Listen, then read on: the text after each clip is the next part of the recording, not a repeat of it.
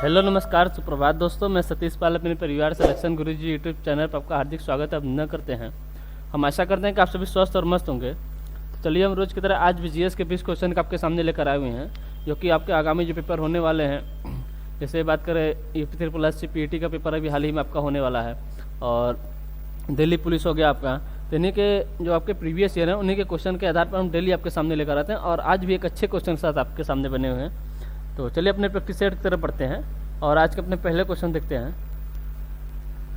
आज का हमारा पहला क्वेश्चन दिया, निम्नलिखित में से कौन प्रसिद्ध सितार वादक थे। निम्नलिखित में से कौन प्रसिद्ध सितार वादक थे। ऑप्शन ने दिया आपको जाकिर हुसैन, ऑप्शन भी दिया आपका हरिप्रसाद चौरसिया, ऑप्शन सी दिया आपका राजा खां, और ऑप्शन डी दिया आपका निखिल बनर्जी। तो अगर पूछे प्रसिद्ध सितार वादक कौन है, तो यहाँ आपके निखिल बनर्जी हैं। कौन है?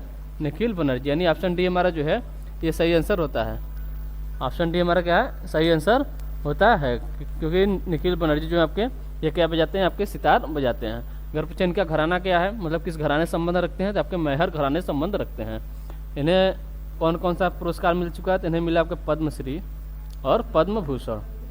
पद्म भूषण अगर पूछे पद्मश्री कब मिला, तो इन्हें मिला था 1968 में पद्मश्री मिला था, और 1987 में आपके पद्म भूषण मिला था। जाकिर हुसैन की बात करें, जाकिर हुसैन का संबंध किससे है, तो इनका है आपका तबला से, यानी ये तबला वादक है। क्या है? तबला वादक। अगर पूछे तबला वादक कौन है, तो आपके जाकिर हुसैन है। ठीक है। और हरिप्रसाद चौरसिया की बात करते हैं, आपके बांसुरी बजाते हैं। क्या बजाते हैं? बांसुरी। अगर पूछे बांसुरी वादक कौन है, तो आपके हरिप्रसाद चौरसिया है। ठीक है। चलिए अगला क्वेश्चन देखते हैं। अगला क्वेश्चन दिया है आपका कि दिल्ली में कुतुब मीनार दुनिया का सबसे ऊंचा ईंट का बना मीनार है। इनमें से कौन से राजा ने उसके निर्माण में योगदान नहीं दिया। ऑप्शन ए दिया आपका फिरोज शाह तुगलक, ऑप्शन बी दिया आपका कुतुबुद्दीन ऐबक, ऑप्शन सी दिया आपका अलाउद्दीन खिलजी, और ऑप्शन डी दिया इल्तुतमिश। किसकी बात कर रहा है? कुतुब मीनार की। किसकी बात कर रहा है? कुतुब मीनार की। अगर पूछे कुतुब मीनार का जो आपका कुतुब मीनार की शुरुआत किसने की थी, मतलब बनवाना इसे शुरू किसने किया था? किया था आपके कुतुबुद्दीन ऐबक ने। किसने? कुतुबुद्दीन ऐबक में। किसके याद में? तो बख्तियार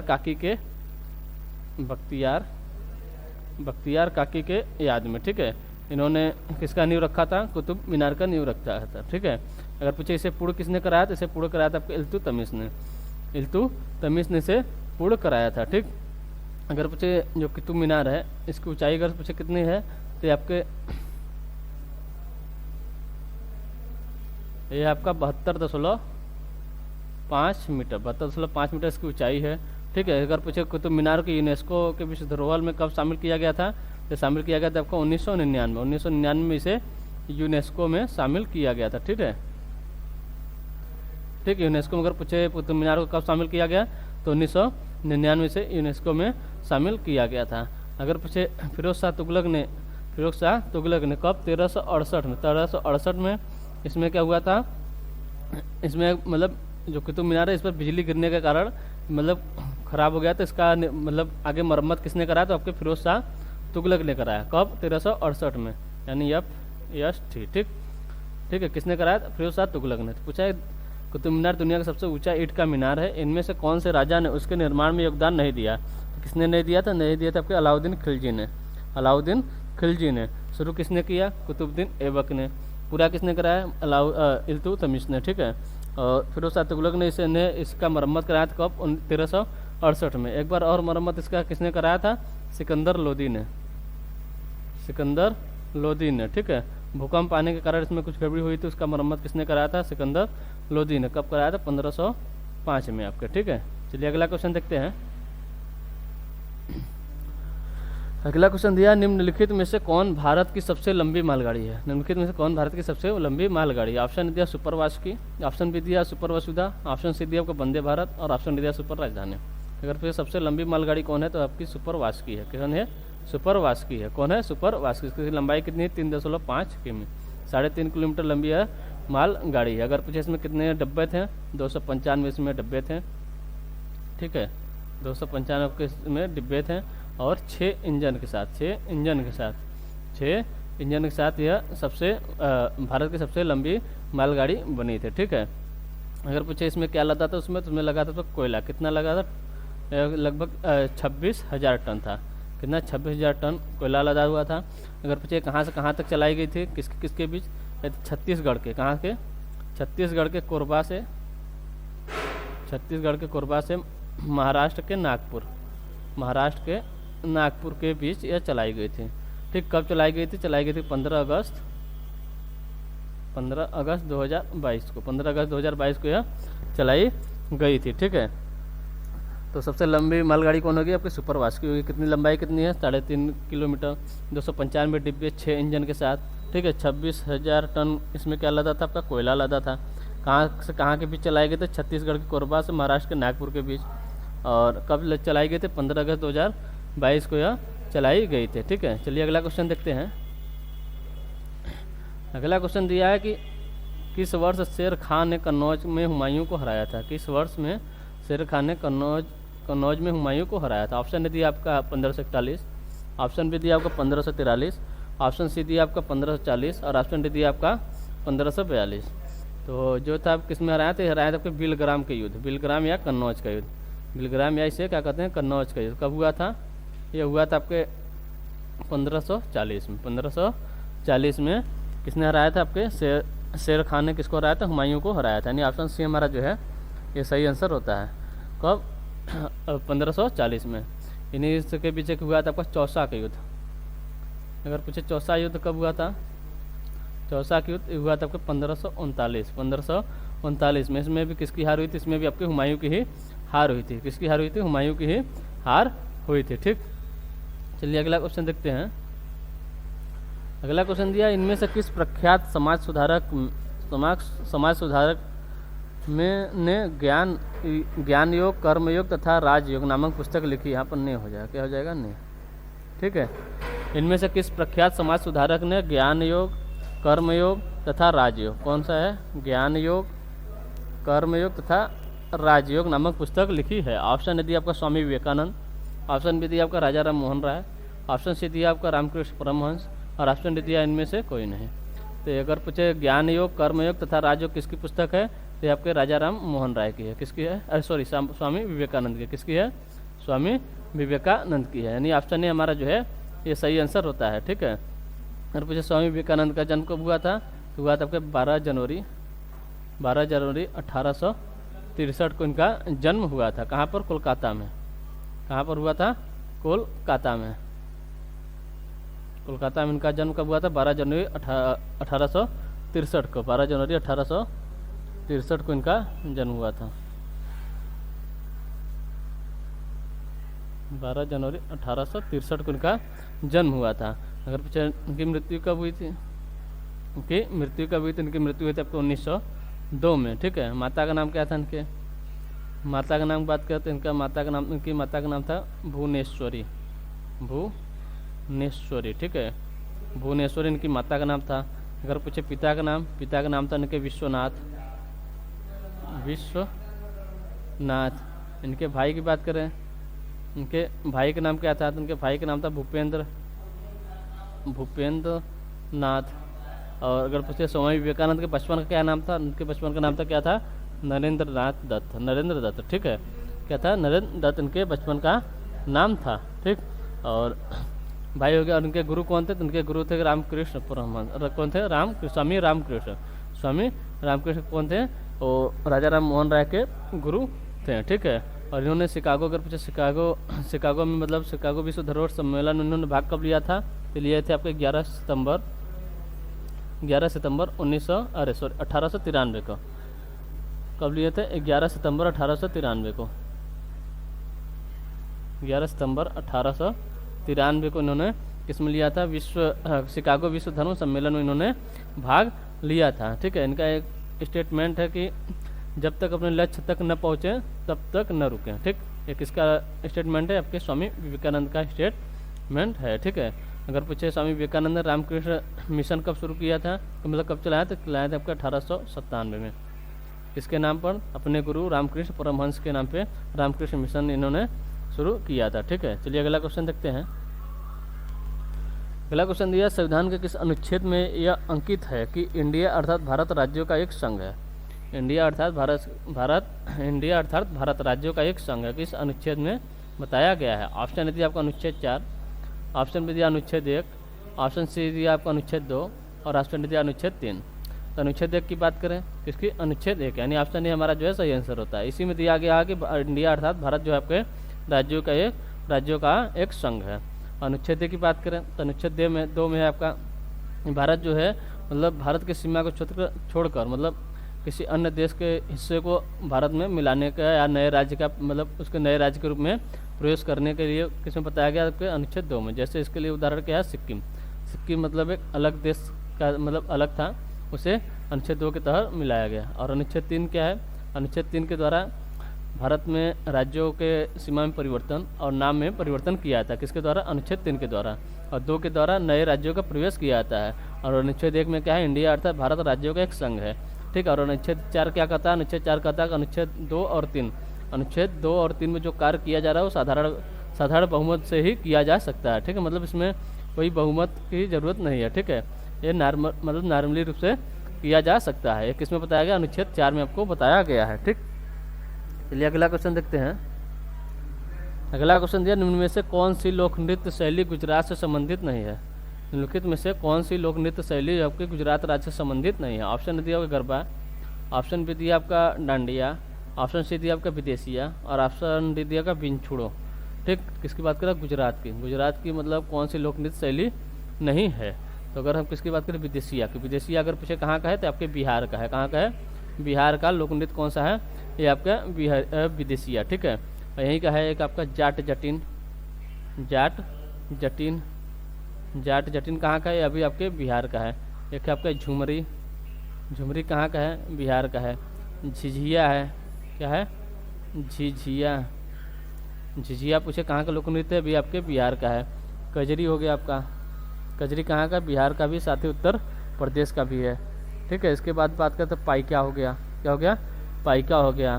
फिर एक है आपके पास समा चकेवा पूछे कहाँ का है, ये भी आपके कहाँ का, ये भी आपके बिहार का ही है, ठीक है। अगर हम गुजरात की बात करें तो गुजरात का लोक नृत्य क्या है, गरबा है, डांडिया है, बिंछड़ो है। उसके बाद बात करते हैं आपका भवई, ये भी कहाँ का, आपके गुजरात का ही है, ठीक है। डांडिया रास है, एक हो गया आपका डांडिया, एक हो गया आपका डांडिया रास भी कहाँ का है, ये भी आपके गुजरात का है, ठीक है, ठीक। तो हमारा इसमें क्या आंसर हो गया विदेशिया, जबकि गुजरात का नहीं है, कहाँ का है, आपके बिहार का है, ठीक है। चलिए अगला क्वेश्चन देखते हैं। अगला क्वेश्चन दिया, आर्य ग्रंथों की भाषा कौन सी थी। ऑप्शन दिया आपको अर्धमगध प्रकृति, ऑप्शन भी दिया आपको प्राकृत है, यहाँ पर ये प्राकृत हो जाएगा, प्रकृति नहीं प्राकृत, ठीक है। और ऑप्शन सी दिया होगा फारसी और ऑप्शन दिया है संस्कृत। तो आर्य ग्रंथों की भाषा की बात करें तो आर्य ग्रंथों की भाषा क्या थी, यानी आर्यों की भाषा क्या थी, तो थी आपकी संस्कृत। क्या थी, आर्यों की भाषा क्या थी, संस्कृत, ठीक है। अगर हम आर्यों की समाज के बारे में बात करें, आर्यों की समाज के बारे में बात करते हैं, कितने भागों में बटाता है, ये आपके टोटल 5 भागों में बटाता है। कौन कौन से भाग थे, एक थे आपका कुल के बाद बात करें तो ग्राम के बाद था आपका विष, और विष के बाद था आपका जन के बाद था आपका राष्ट्र, क्या था, राष्ट्र, ठीक है। और उनके अगर से मुखिया की बात करें, इसकी मुखिया की अगर हम पूछे कुल की मुखिया को क्या कहते थे, जैसे कुलप कहते थे, क्या कहते थे, कुलप। कुल के मुखिया क्या कहलाते थे, आपके कुलप कहलाते थे, ठीक है। और ग्राम के मुखिया की बात करें तो यह कहलाते थे आपके ग्रामणी। और यहीं पर अगर पूछे विष के मुखिया क्या कहते थे, विषपति कहते थे, क्या कहते थे, विषपति,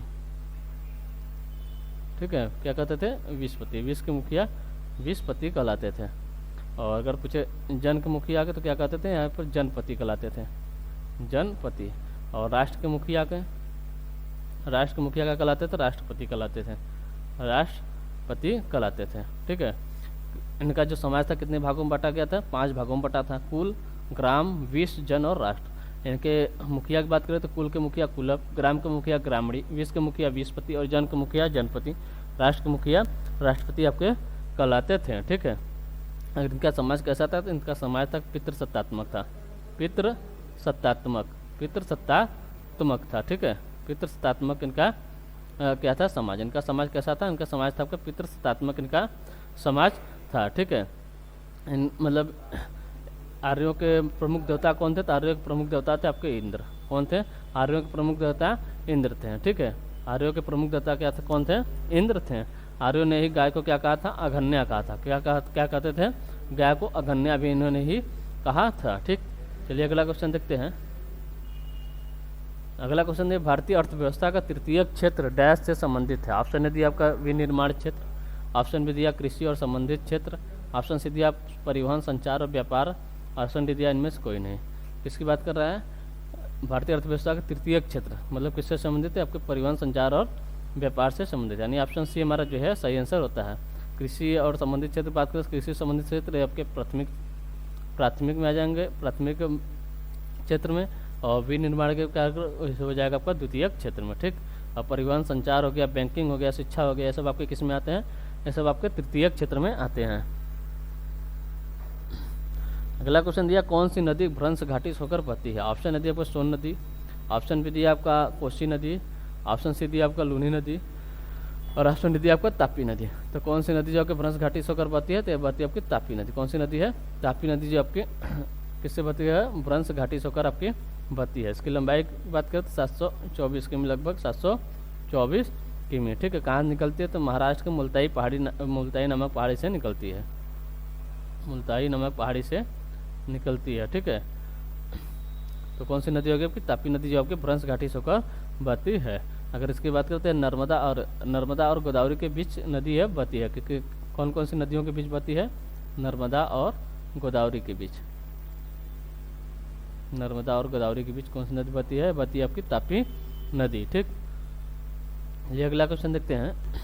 अगला क्वेश्चन है निम्नलिखित में से कौन सा हाइड्रोजन का रेडियो समस्थानिक है? निम्नलिखित में से कौन सा हाइड्रोजन का रेडियो समस्थानिक है? ऑप्शन है दिया आपका जिनॉन, ऑप्शन बी दिया आपका टेक्नोटियम, ऑप्शन सी दिया आपका थोरियम, और ऑप्शन डी दिया आपका ट्रिटियम। ठीक है, तो किसकी बात करें? हाइड्रोजन के। हाइड्रोजन कितने समस्थानिक है? हाइड्रोजन टोटल आपके 3 समस्थानिक है। कौन कौन से हैं? हाइड्रोजन कितने समस्थानिक है? आपके 3 समस्थानिक है। एक है आपके प्रोटियम, एक है आपका ड्यूटेरियम, और एक है आपका ट्रिटियम। ठीक, ट्रिटियम। ठीक है, तो पूछा हाइड्रोजन का कौन सा समस्थानिक जो आपका रेडियो समस्थानिक है? तो आपका ट्रिटियम है। कौन है?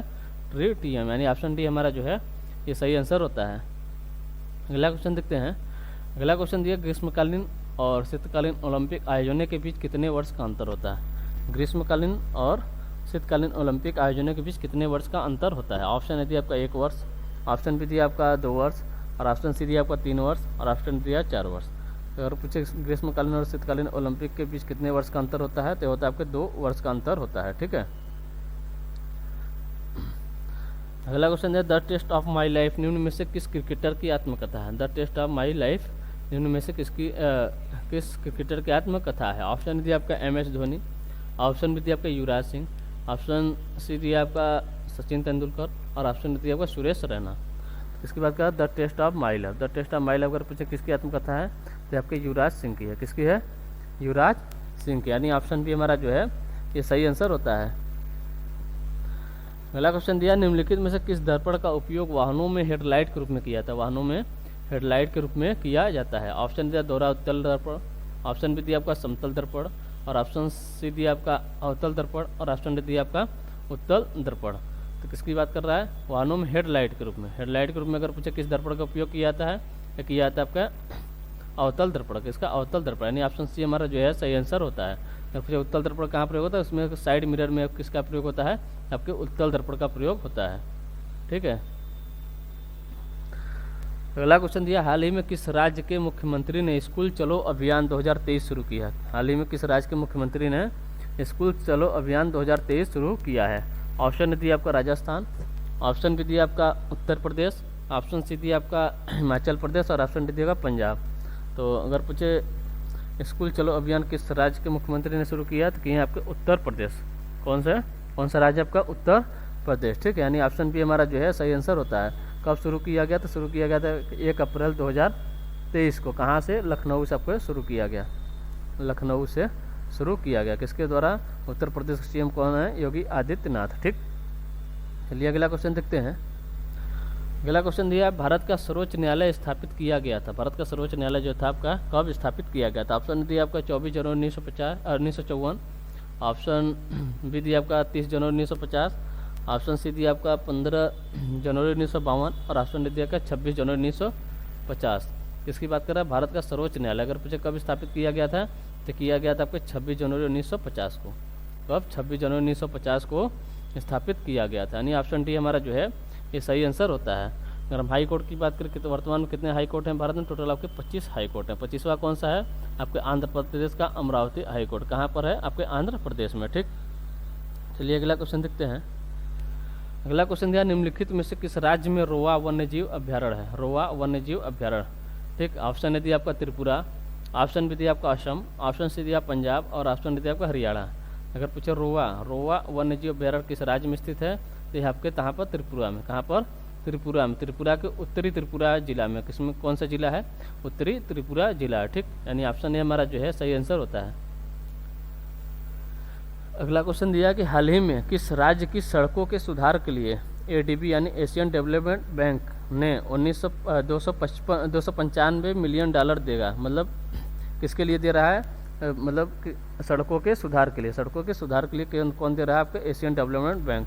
कितना दे रहा है? 295 मिलियन डॉलर। ठीक है, मतलब किस राज्य को देगा? तो ऑप्शन दिया महाराष्ट्र, ऑप्शन भी दिया आपका उत्तराखंड, ऑप्शन सी दिया आपका बिहार और ऑप्शन दिया उत्तर प्रदेश। ठीक है, तो जो एशियन डेवलपमेंट बैंक है वो 295 मिलियन डॉलर सड़कों के सुधार के लिए किस राज्य को दे रहा है? ये दे रहा है आपके बिहार को। किसको? बिहार को, यानी ऑप्शन सी हमारा जो है ये सही आंसर होता है।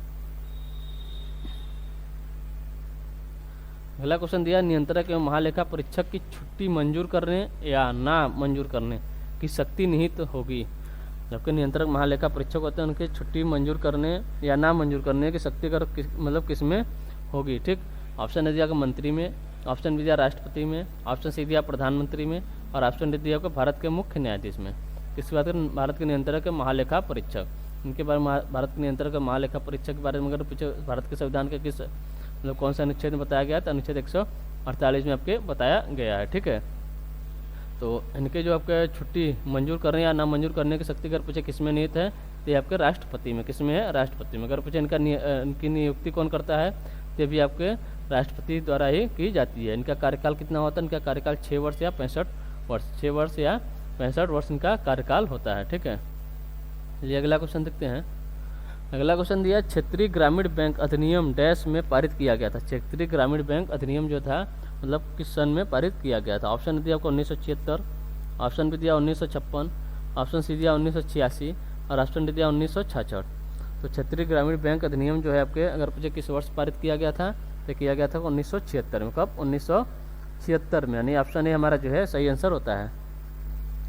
ठीक है, तो आज के लिए सिर्फ इतना ही रखते हैं। मिलते हैं आपसे अगले सेशन में। अगर सेशन आपको अच्छा लग रहा हो तो लाइक एवं सब्सक्राइब जरूर करें और शेयर करना ना भूलें। ठीक है, तो मिलते हैं आपसे अगले सेशन में। तब तक के लिए टेक केयर, बाय बाय, जय हिंद, जय भारत।